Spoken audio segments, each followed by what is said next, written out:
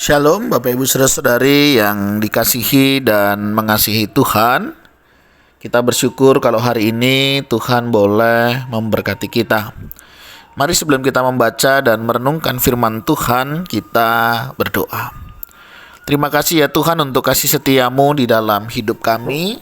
Hari ini kami boleh ada sebagaimana kami ada, semua karena berkat dan kemurahan-Mu. Sebentar kami akan membaca dan merenungkan firman-Mu. Berfirmanlah dan biarlah kami mengerti apa yang menjadi kehendak-Mu di dalam hidup kami. Kami berdoa di dalam nama Tuhan Yesus Kristus. Haleluya. Amin. Ayat bacaan kita hari ini sampai di Injil Lukas pasal yang ke-22, ayat 47 hingga ayatnya yang ke-53. Saya akan membacakan ayat 47 dan 48. Waktu Yesus masih berbicara, datanglah serombongan orang, sedang muridnya yang bernama Yudas, seorang dari ke-12 murid itu, berjalan di depan mereka. Yudas mendekati Yesus untuk menciumnya. Maka kata Yesus kepadanya, "Hai Yudas, engkau menyerahkan anak manusia dengan ciuman?" Amin. Demikianlah firman Tuhan. Mari kita merenungkannya. Bapak Ibu Saudara yang dikasihi dan mengasihi Tuhan, pernahkah kita merasa kecewa? Saya nggak tahu Bapak Ibu Saudara mungkin pernah kecewa terhadap seseorang, kecewa terhadap suatu keputusan, atau kecewa terhadap hal-hal yang mungkin bagi kita itu sangat tidak mengenakan. Berbicara tentang kekecewaan memang bukan hal yang mudah untuk kita jalani, hadapi, terlebih ketika hal itu ada di sekitar kita. Nah, Bapak Ibu Saudara, terkadang kekecewaan bukan karena orang lain itu mengecewakan kita. Tetapi bisa jadi karena kita memiliki ekspektasi yang berbeda dengan orang yang kita harapkan. Ya, jadi terkadang ekspektasi kita itu bisa berbeda dari yang diharapkan. Sehingga hal itu terjadi dalam kehidupan kita. Misalnya kita berharap mungkin kepada pasangan kita. Bisa jadi kita berharap lebih terhadap pasangan kita. Tetapi pada saat kita berharap itu tidak sesuai dengan harapan. Itu juga bisa kecewa.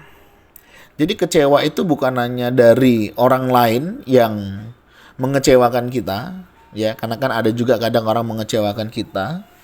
Tapi bisa juga jadi karena kita punya ekspektasi, kita punya harapan yang tidak sesuai, di mana mereka tidak melakukan sebagaimana mestinya. Tapi juga bisa karena kita punya harapan yang terlalu tinggi, sehingga kita bisa kecewa. Apakah itu dengan pasangan, tempat di mana kita bekerja, bahkan di dalam pelayanan, orang pun bisa kecewa. Nah, penting sekali kita memahami kehidupan ini sehingga kita tidak mudah kecewa semestinya. Dan kita perlu tahu, kenapa saya harus kecewa?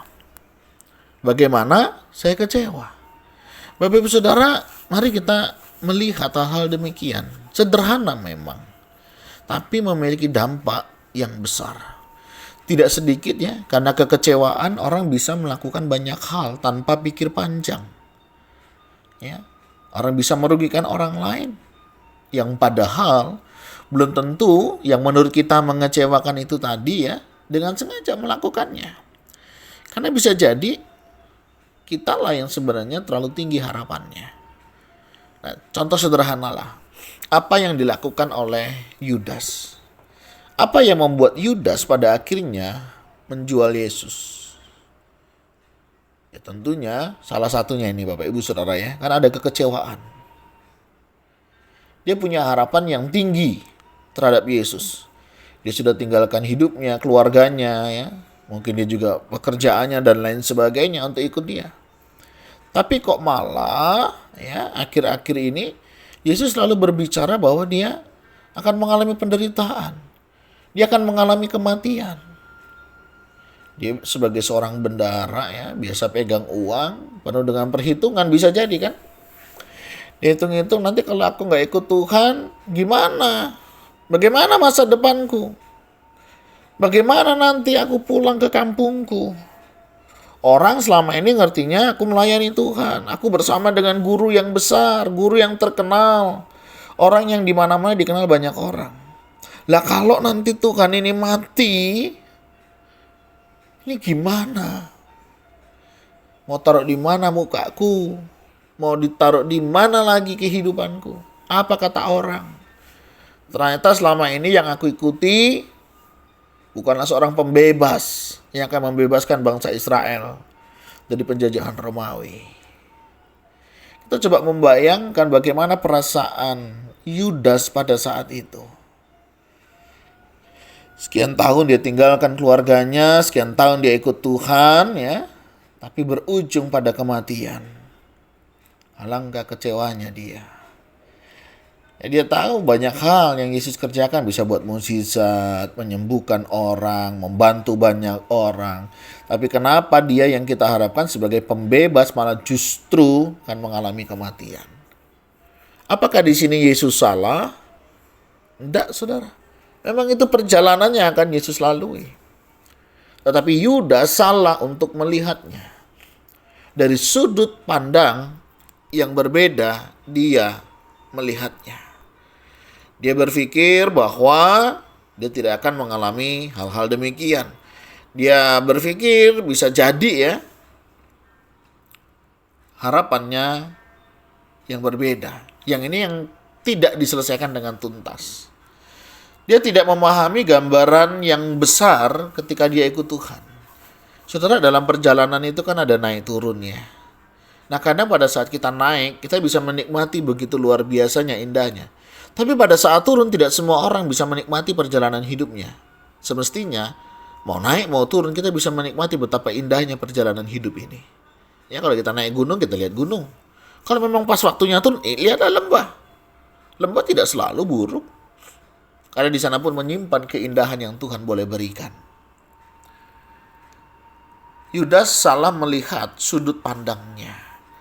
Dia membatasi dirinya sehingga dia tidak bisa melihat sudut pandang yang luas yang sedang Tuhan Yesus kerjakan. Dia berpikir itu adalah akhir dari segalanya. Kita bisa pahami sih memang. Bayangkan dia sudah tinggalkan keluarganya sedemikian rupa. Tiba-tiba dia tidak sesukses yang dia harapkan. Mungkin dia sudah banyak cerita ya kepada keluarganya. Dia mungkin pada saat Yesus lakukan mujizat begitu ya, dia kirim videonya ya. Dia coba video waktu Yesus sembuhkan orang ya. Waktu Yesus jamah orang sembuh, ada orang berkerumun ya. Dia mungkin selfie begitu ya. Dia foto waktu Yesus jalan dan dia berdiri di samping Yesus, ada banyak orang pengikutnya. Mungkin hal itu sudah disebarkan di kampungnya sana. Dan melihat, wah ini orang sukses ini si Yudas ini. Sudah bisa bayangkan situasi kondisi itu yang sekian tahunnya terbangun. Mungkin Yudas juga sudah menjadi bahan pembicaraan di kampungnya, menjadi seorang yang terkenal karena dia bersama orang yang terkenal.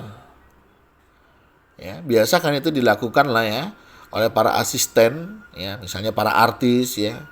Kalau kita melihat beberapa artis seringkali berkunjung ke rumah asistennya, bagaimana mereka itu disambut luar biasa. Tapi sudah bisa bayangkan seperti itu. Tetapi tiba-tiba Yesus bilang, ya, dia akan mengalami penderitaan, bahkan mati. Siapa yang gak kecewa? Keyakinan yang berbeda membuat Yudas putus asa dan kecewa. Sehingga dia berjumpa dengan para imam untuk menjual Yesus. Walau dengan 30 keping uang perak. Seberapakah itu? Saudara, inilah yang terjadi ketika orang kecewa. Sehingga mudah putus asa, tidak lagi menghargai orang yang selama ini sudah mengangkat dia. Banyak orang kadang ya, waktu dia tidak mampu ditolong, dibesarkan dengan berbagai proses. Tidak semua orang berbalik untuk melakukan yang baik. Tidak sedikit di antara mereka kadang malah menjelek-jelekkan orang yang sudah membantu, ya, merendahkan bantuan orang lain dan merasa kalau dia bisa semua ini karena kehebatan dia. Tapi saudara, mari kita coba melihat dari beberapa pendekatan ya. kekecewaan bukan karena orang lain membuat kita kecewa, tapi seringkali ekspektasi kita yang tidak sesuai. Dan ketika hal itu tidak tercapai, membuat kita bisa kecewa. Hati-hati ketika kita punya harapan. Apakah kita punya harapan terhadap pasangan? Ya, bisa jadi pasangan kita nggak salah. Tapi karena kita terlalu tinggi berharap seperti pasangan orang lain, kita bisa kecewa. Di dalam pekerjaan misalnya, kita juga bisa kecewa terhadap pekerjaan kita. Kita bisa kecewa terhadap pelayanan kita karena kita memiliki ekspektasi yang berbeda. Ini bisa sangat terjadi di dalam kehidupan kita hari lepas hari. Hati-hati dengan kekecewaan. Ketika tidak terobati, hal itu bisa melukai. Bahkan tidak sedikit merugikan orang lain. Saya nggak tahu ya, apakah Bapak Ibu Saudara pernah kecewa. Bukan karena orang lain mengecewakan, tetapi karena kita memiliki harapan yang berbeda. Ini tentunya sangat gak baik ya, karena ini bisa membuat orang melakukan hal-hal yang tidak baik dan merugikan orang lain. Alkisah diceritakan ya, gara-gara kita mencampuri hidup orang lain nih misalnya. Satu hari ada seseorang berkeluarga ya, kemudian dia mulai menceritakan begitu ya apa yang terjadi di dalam kehidupan keluarganya. Misalnya ya, seorang teman ya bertanya nih, berapa gajimu sebelum kerja di toko itu? Ia menjawab 1,5 juta ya. Kemudian temannya berkata, cuman 1,5 juta. Sedikit sekali ia menghargai keringatmu. Apa cukup untuk memenuhi kebutuhan hidupmu? Kemudian teman kita sejak saat itu ya menjadi pembenci pekerjaannya. Lalu dia meminta kenaikan gaji pada pemilik di mana dia bekerja. Ya, pemilik pekerjaan itu menolak dan justru malah mem-PHK-nya. Akhirnya teman kita itu menjadi kecewa. Dia tidak lagi bekerja, tidak lagi punya penghasilan. Bayangkan, hanya gara-gara kita bertanya sedikit sekali gajimu. Atau misalnya saat arisan ya, seorang ibu bertanya, ini biasa arisan ya di perumahan-perumahan misalnya ya. Rumahmu ini apa tidak terlalu sempit? Bukankah anak-anakmu banyak? Kalimatnya demikian ya, sederhana. Si ibu yang menerima arisan di rumah itu menjawab, rumah yang tadinya terasa lapang ya, sejak saat itu mulai dirasa sempit oleh penghuninya. Ketenangan pun hilang saat keluarga ini mulai terbelit hutang kala mencoba membeli rumah besar dengan cara kredit ke bank. Ya, tadinya mereka enjoy saja di rumah ini. Tapi karena ada omongan yang seperti itu ya, membuat orang jadi tidak lagi bersyukur untuk rumah yang dia punya. Tidak lagi bersyukur dengan keluarga yang selama ini sederhana dan menikmatinya. Atau ada juga saudara laki-laki yang bertanya saat kunjungan seminggu setelah adik perempuannya melahirkan. Saudaranya bilang begini, hadiah apa yang diberikan suamimu setelah engkau melahirkan? Saudara ini menjawab, tidak ada, jawab adiknya pendek. Saudara laki-lakinya berkata lagi, astaga, apa engkau tidak berharga di sisinya? Aku bahkan sering memberi hadiah istriku, walau tanpa alasan yang istimewa. Siang itu ketika suaminya lelah pulang dari kantor, menemukan istrinya merajuk di rumah. Keduanya lalu terlibat pertengkaran. Sebulan kemudian suami istri ini akhirnya bercerai, karena si istri berpikir suaminya tidak mampu membahagiakannya. Saudara tahu dari mana sumber masalahnya? Kadang dari kalimat kita yang sederhana yang diucapkan oleh saudara laki-laki itu kepada adik perempuannya. Ada pula seorang bertanya kepada kakek tua, berapa kali anakmu mengunjungimu dalam sebulan? Sebulan sekali. Wah, keterlaluan sekali anakmu itu. Di usia senjamu ini seharusnya mereka mengunjungimu lebih sering. Hati si kakek menjadi sempit. Padahal tadinya ia amat rela terhadap anak-anaknya. Ia jadi sering menangis dan ini memperburuk kesehatan dan kondisi badannya. Sejujurnya, apa sih sebenarnya keuntungan yang didapat ketika bertanya seperti pertanyaan-pertanyaan itu? Mari saudara kita menjaga ya. Tidak perlu terlalu harus mencampuri kehidupan orang lain. Jangan kecilkan dunia mereka. Menanamkan rasa tak rela pada yang mereka memiliki. Mengkritisi penghasilan dan keluarga mereka. Dan lain-lain. Orang bisa kecewa ya. Selama ini mereka enjoy dengan pendapatannya. Selama ini mereka enjoy dengan tempat tinggalnya ya. Sementara ini mereka enjoy dengan kehidupannya, relasinya dengan pasangannya dan keluarganya. Tapi ketika mereka kita pengaruhi dengan rasa tidak cukup, tidak bersyukur membuat mereka jadi tidak lagi menikmati. Ada kekecewaan yang memang dihasilkan dari orang lain. Dan itu juga ada kesalahan kita karena kita memperlakukannya juga demikian.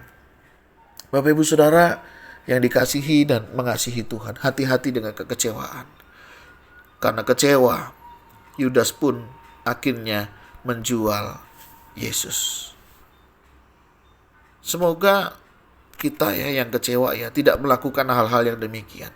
Jika memang kita kecewa terhadap seseorang, selesaikan, bicarakan, sampaikan.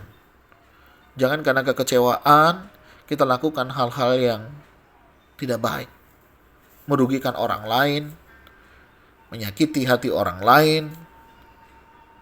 Dan mari kita perbaiki. Yudas gagal. Kita juga bisa gagal dalam mengasihi Tuhan. Kita juga bisa gagal mengasihi pasangan hidup kita. Kita juga bisa gagal mengasihi keluarga kita. Kita juga bisa gagal mengasihi orang-orang yang di sekitar kita. Tapi mari bagaimana kita memperbaiki kegagalan demi kegagalan itu. Sehingga kita tidak harus hidup di dalam kegagalan, hidup dalam kebencian, dan kemudian justru malah merugikan orang-orang yang ada di sekitar kita. Tuhan, terima kasih. Hari ini Kau boleh mengingatkan kami bagaimana semestinya kami menjalani hidup ini. Kami bisa kecewa karena memang perbuatan orang lain. Tapi kami juga bisa kecewa karena apa yang kami lakukan sendiri. Karena kami memiliki sudut pandang yang berbeda. Tolong kami ya Tuhan belajar bersyukur. Belajar menikmati setiap proses. Gak perlu iri kami dengan orang lain atau cemburu karena orang lain. Ajar kami menikmati, mensyukuri apakah itu pasangan hidup kami, pekerjaan kami, pelayanan kami, kehidupan yang kami jalani. Karena kami tahu ada banyak orang juga yang menginginkan posisi kami hari ini. Ajar kami menikmati ya Tuhan. Kami serahkan hidup kami selanjutnya ke dalam tangan-Mu. Jaga hati dan pikiran kami. Ini doa seru kami. Kami naikkan di dalam nama Tuhan Yesus Kristus. Haleluya. Amin. Bapak Ibu Saudara, demikian renungan kita hari ini. Kiranya Tuhan Yesus memberkati kita sekalian. Shalom.